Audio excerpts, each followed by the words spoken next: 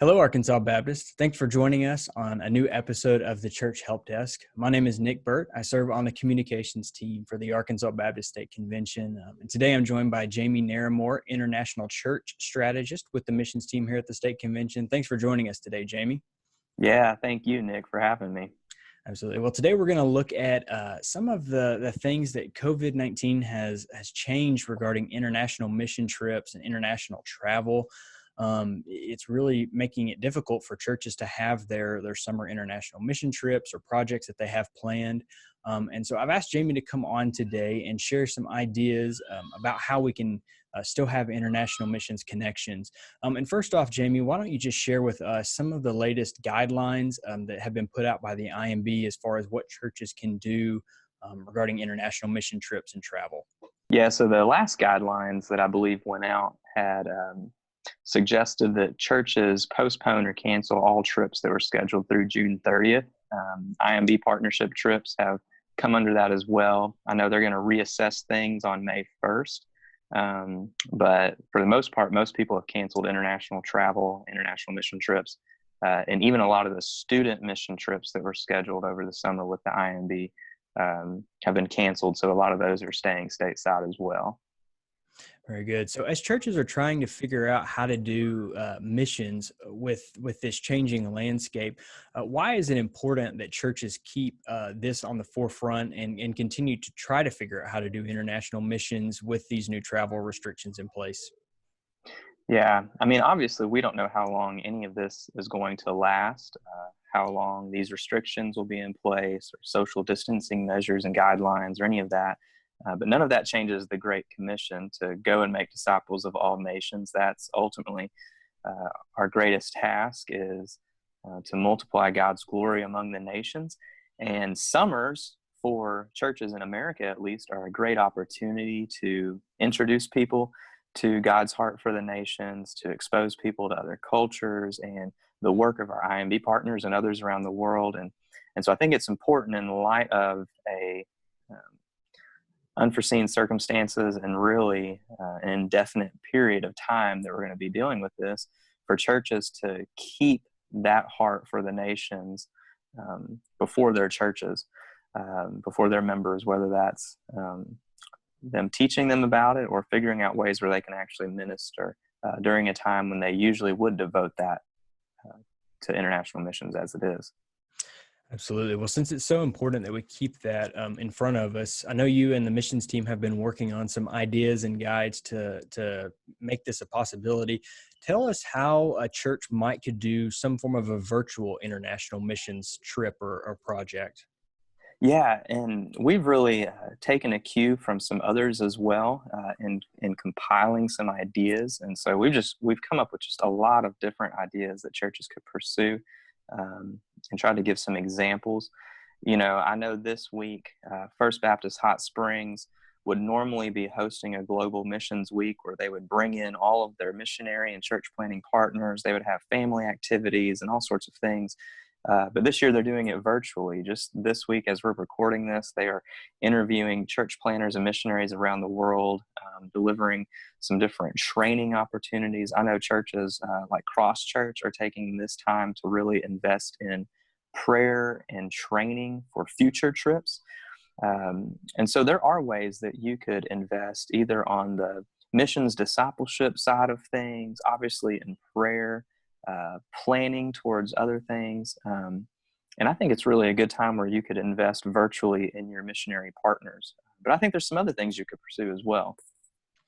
Yeah, I know you guys have been working on kind of a 7-day example schedule, and then just some other ideas. Do you want to talk a little bit about some of that? Yeah, so I think a typical international missions experience is going to have some key components to it. You, at some point, have cast a vision to your church for God's heart for the nations. You've mobilized people to pray for the unreached. You've invested some time in team training and team building. Hopefully, you are identifying partnerships in whatever place that you're going to, whether that's through the IMB or somebody else, someone who's going to be there long term that you can invest in and can follow up with your work.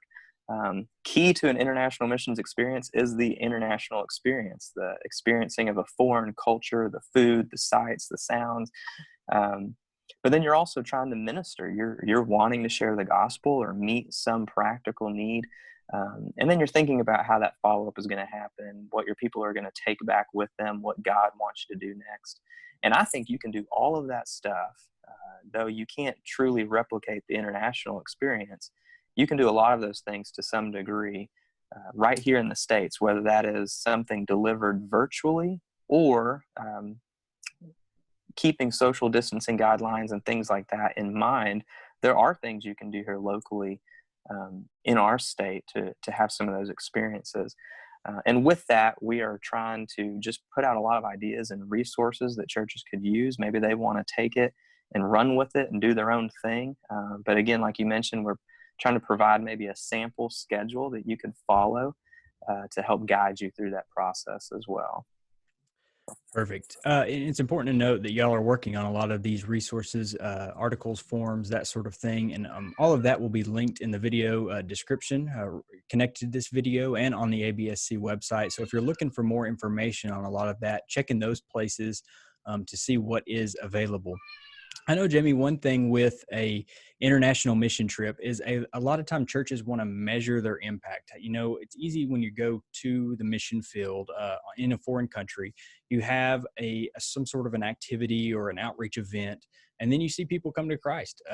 How do you measure impact, and what kind of impact can you expect to see with this sort of a mission trip? Yeah, so that's exactly right. So some of it is going to be a little different. I still think we can expect great things from God if we just put ourselves out there and be open to it. But, you know, listening to some of our IMB partners, obviously prayer is a huge deal. By the time we're recording this, Ramadan will be just a few days away, which is a 30-day period when Muslims are really open to the things of God. And you could really highlight prayer, whether it's prayer for Muslims or other people groups. Our IMB partners are really saying this is a great time to invest in prayer. And that's not going to be an impact that you could see the fruit of it immediately. But I think as your people pray, you're going to see the fruit of them growing in God's heart and abiding in his word and being opened up to what he wants to do missionally around them. So you could measure the impact of a changed prayer life. I think you could really impact if you don't have a partner or you do have a partner. You could create impact by pursuing a partnership with someone on the field and learning about some of the needs they have. Some of the needs they have might be very personal. It might be the closeness of a friendship with some of the partners where you might not be impacting the lost in that culture, but you are buying that missionary family a little bit more time with the energy and the encouragement that you give them through checking up on them daily and allowing them to interact with your people. I think there's an inward impact that can be measured as your folks start to get, you know, a vision for the nations. But I also think, like I said before, you can expect God to do some maybe unusual things. Maybe there's a specific project that a partner of yours has in a foreign culture that instead of you doing it hands-on, maybe it's a time to really fund it. I have heard stories of missionaries in New York City working with unreached people groups that were able to open doors for gospel conversations because a church in Mississippi mailed them some hand sanitizer and cleaning supplies that they were able to take to local deli owners to help them sanitize their business. And that little interaction that missionary has with that business owner might have bought them a future conversation with the gospel. And you might not have been there doing it, but you supported that ministry effort. And that's happening with our partners internationally as well, through some of these projects. But then you could also really have an opportunity to impact internationals that are here locally in Arkansas. We have a lot of international students that are kind of stranded right now. In some ways, you could partner with a local university and their Baptist collegiate ministry and those churches to help with some of the feeding programs that they're implementing. You might be able to deliver some care packages or jump onto a virtual conversation club. There might be refugees in your area or an ethnic church that needs some encouragement, and this would be a great time for you to come alongside them And then again, we have a lot of immigrants as well. A lot of them small business owners that are directly impacted by a lot of this. And there's some creative things you could do to interact with them, to support their business, and again, to build a bridge for a conversation to start with. So. Very good. Well, and I know a lot of churches may be looking for an international people group to connect with, those BCM guys that can connect them to international students that are still in the state. If a church or somebody is looking for a way to connect with one of those various things, can they reach out to you and the missions team to find those connections? Yeah, absolutely. So we try our best to have a good map of sorts of the state, so that we can try to connect anybody with the closest international or unreached people group. A lot of times that is on the university campuses, but most of our churches are within maybe an hour or so drive, so they might be able to join in on something. Um, this would be a great time for you as well to consider and be reminded that we have Hispanic church plants all over the state. Almost every town is at least close to maybe a Mexican restaurant or something like that. And so there are people groups even that maybe we don't think of as being international as often, um, but still provide that opportunity for a cultural experience and for you to really bless somebody. But yes, we can help you get in touch either with those BCMs or help you discover what people groups might be nearby. Very good. Well, I know that you guys are also working on some other ideas that churches might could use for this summer. Do you want to share anything on that? Yeah, so like I mentioned, we're on the articles attached to this. We're just going to have a bunch of ideas under some of these categories of things that you can do with a lot of resources that are linked to them so you can easily find them. So, a pastor or mission leader that wants to really format their own thing has the freedom to do that. We're going to have a template of kind of a global missions week that you could use.